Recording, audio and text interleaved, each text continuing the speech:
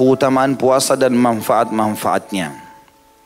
Dan ini sangat wajar teman-teman sekalian, adalah motivasinya atau motivatornya. Saya sudah sering bahasakan, setiap kali antum mau melakukan satu perbuatan ibadah, cari tahu keutamaannya. Karena keutamaannya ini nanti akan mendorong kita untuk mau selalu semangat mengerjakan. Mau rajin sedekah, baca keutamaan sedekah. Mau rajin sholat malam, baca keutamaan sholat malam. Mau rajin bakti sama orang tua, baca keutamaannya. Semuanya. Bahkan keutamaan ini dianjurkan oleh para ulama diulang-ulangi. Karena kan ada sebuah hadis, kita tersentuh justru setelah 7 kali dibaca, 10 kali dibaca. Wajar itu. Ya. Nah, keutamaan puasa, di poin A, keutamaan puasa disebutkan dan ditegaskan dalam hadis-hadis berikut ini. Yang pertama, yang kita bisa dapatkan adalah hadis riwayat Ahmad nomor 15.844 yang berbunyi, kata Nabi SAW, as-siyamu junnatun minan nari ka junnati ahadikum minal qital. Puasa itu adalah perisai dari neraka, sebagaimana perisai salah seorang di antara kalian untuk perang. Ya, untuk perang. Artinya perisai itu sangat berguna sekali di zaman dulu. Lemparan panah, lemparan tombak, sabetan pedang, semua bisa ditangkis dengan perisai. Ya. Maka berarti kita bisa menangkis, ya, serangan neraka ini atau masuknya seseorang dalam neraka dengan puasa. Dari ini bahasa kiasan yang sangat luar biasa, tinggi sekali maknanya. Artinya betul-betul kita akan tertameng dari api neraka hanya dengan puasa itu. Sebagaimana juga nanti kita lihat bahwasanya satu hari puasa di jalan Allah, sunnah atau wajib, itu akan menyebabkan kita dijauhkan dari api neraka sejarak 70 tahun. Itulah hadis setelahnya. Hadis yang diriwayatkan Imam Bukhari nomor 2840 dan Imam Muslim 1153. Kata baginda Nabi SAW, man sama yauman fi sabilillahi azza wa jal zahzahallahu wajahu anin nari bidhalikal yaumi sab'ina kharifa. Barang siapa yang berpuasa satu hari di jalan Allah yang maha suci dan maha pemurah, maka Allah akan menjauhkan wajahnya dari neraka disebabkan puasa hari itu sejauh perjalanan 70 tahun. Ya, dan ini keutamaan yang luar biasa kata ulama, baik itu puasa sunnah ataupun puasa wajib. Jadi teman-teman tadi yang puasa hari Senin, ada masalah apa? Nah, putuskah tangannya? Butakah matanya? Habiskah tenaganya? Enggak. Jadi orang yang tidak puasa, was-was.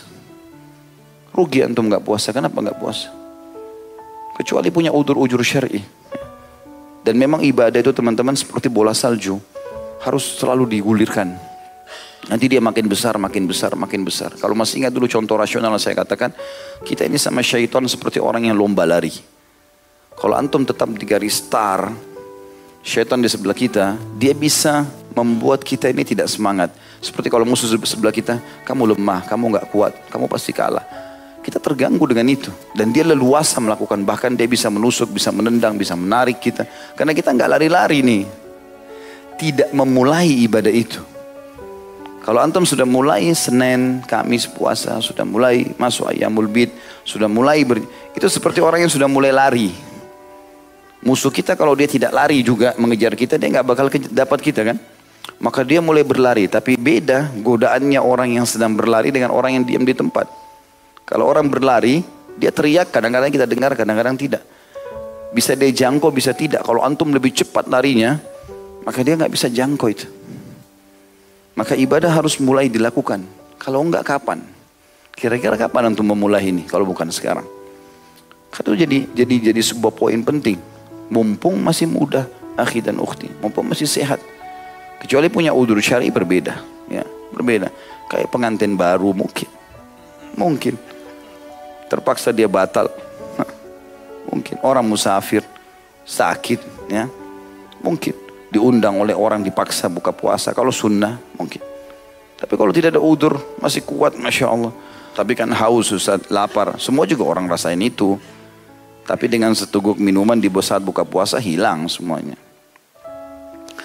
Kemudian juga yang ketiga adalah doa orang puasa diijabah. Apa yang dia sampaikan. Selama dia mulai menahan diri dari azan subuh sampai saat buka puasa. Di dalam hadis yang sahih riwayat Al-Hakim dan juga ini lafadznya Ibnu Majah riwayatkan di nomor 1753, Kata baginda Nabi SAW, inna lis-sa'imi 'inda fitrihi da'watun la turad. Sesungguhnya orang yang berpuasa itu mempunyai doa yang tidak akan ditolak saat ia berbuka. Sampaikan hajat yang paling tinggi, yang paling dibutuhkan. Bahkan dalam sebuah hadis yang dihasankan oleh para ulama, sesungguhnya orang yang puasa itu diijabah doanya selama dia dalam puasanya itu. Jadi mulai pagi, subuh sampai maghrib. Jadi kita bisa bayangkan teman-teman, kalau misal, ini contoh rasional, seseorang di antara kita dipanggil ke istana presiden kah, atau ke mana tempat seorang yang punya kedudukan, kemudian dia mengatakan, kalau yang datang kepada saya di jam sekian, maka saya akan terima semua jadi tamu dan apa saja yang dia mau dikasih. Misal pembebasan tanah, jabatan, mungkin orang semua pada antri. Kalau perlu minuman makanannya dipegang. Atau pagi kalau dikasih syarat, boleh tapi nggak boleh makan, nggak boleh minum. Mungkin orang semua akan lakukan. Harus datang pakai baju hitam atau jas hitam, baju kemeja putih. Pasti dilakukan semua. Hanya karena salah satu hajat dunianya diterima. Orang puasa akhi dan ukhti, pahalanya besar dan doanya mustajab. Langsung Allah SWT terima. Kalimat Nabi SAW tidak ditolak, artinya pasti diterima. Kemudian juga selanjutnya mereka akan mendapatkan satu camp istana di surga dikhususkan untuk orang puasa semuanya. Sebagaimana dalam hadis Bukhari di nomor 1896 dan Imam Muslim juga menyebutkan di nomor 1152.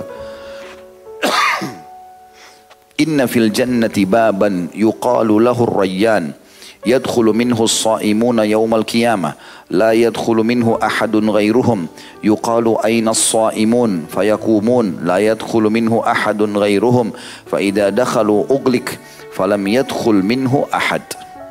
Sesungguhnya di dalam surga itu terdapat sebuah pintu yang disebut Ar-Rayyan. Orang-orang yang berpuasa masuk ke dalam surga pada hari kiamat melalui pintu itu dan tidak ada seorang pun selain mereka yang masuk melalui pintu tersebut. Ditanyakan di manakah orang-orang yang berpuasa, maksudnya rutin berpuasa. Kemudian mereka berdiri dan masuk melaluinya tanpa seorang pun selain mereka.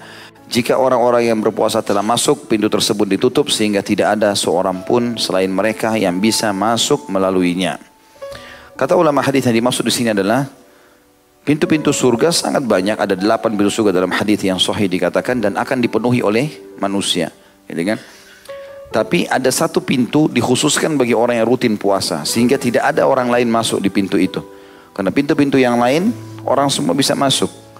Di sini dikhususkan. Itu makna yang pertama. Makna yang kedua adalah memang setiap muslim ya, kalau dia mengerjakan semua jenis ibadah ini, maka dia bisa memiliki istana di setiap pintu gerbang itu.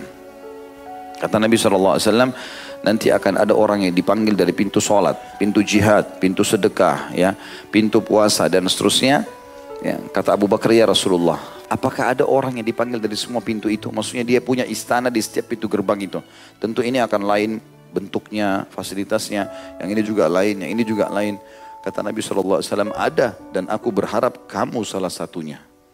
Karena semua jenis ibadah maksimal dikerjakan oleh Abu Bakar radhiyallahu anhu. Itu yang dimaksud di sini.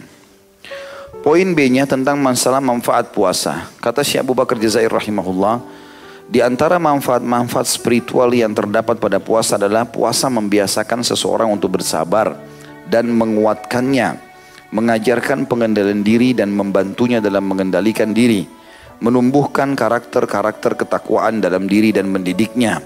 Khususnya ketakwaan yang merupakan tujuan utama yang hendak dicapai setelah puasa seperti disebutkan dalam firman Allah Ta'ala Al-Baqarah 183. A'udzu billahi minasyaitonir rajim. Kutiba alaikumus siyamu kama kutiba alal ladzina min qablikum la'allakum tattaqun. Telah diwajibkan atas kalian berpuasa sebagaimana diwajibkan atas orang-orang sebelum kalian agar kalian bertakwa. Makna bertakwa patuh dan tunduk. Dan puasa ini yang bisa membuat jiwa seseorang siap untuk patuh dan tunduk kepada Allah. Karena setiap kali ada godaan makan, godaan minum, godaan syahwat, maka dia menepis karena Allah subhanahu wa ta'ala. Itu yang dimaksud dengan ayat ini. Jadi dengan puasa, secara otomatis dia akan terbiasa untuk sabar. Sedangkan manfaat-manfaat sosial dari puasa, diantaranya adalah bahwa puasa membiasakan umat Islam untuk hidup disiplin dan bersatu, mencintai keadilan dan persamaan, menumbuhkan perasaan sayang dan moral atau akhlak yang baik. sebagaimana ia melindungi masyarakat dari segala macam kejahatan dan kerusakan.